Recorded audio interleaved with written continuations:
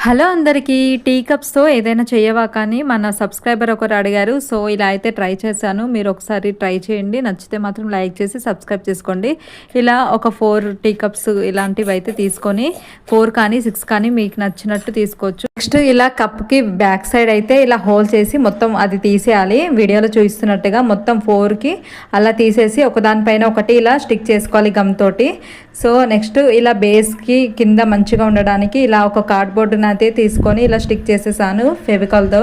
ఇప్పుడు నా దగ్గర ఉన్న కలర్ పేపర్స్‌తో అయితే ఇలా ఒకదానికి ఇలా గ్రీన్, ఒకటి పింక్ అలా 2 కలర్స్ అయితే వేసేసాను. మిడిల్లో మాత్రం ఇలా టేప్ పెట్టేశాను టైట్గా ఉండడానికి. సో, ఫైనల్గా అయితే నా దగ్గర ఇలాంటి మిర్రర్స్ అయితే ఉంటే ఇలా స్టిక్ చేసేసాను అక్కడక్కడ. సో, ఈ ఐడియా నచ్చితే మీరు క్లాత్తో అయినా మొత్తం స్టిక్ చేసుకోవచ్చు, ఈ పేపర్తో కాకుండా. సో, అలా అయినా బాగుంటుంది.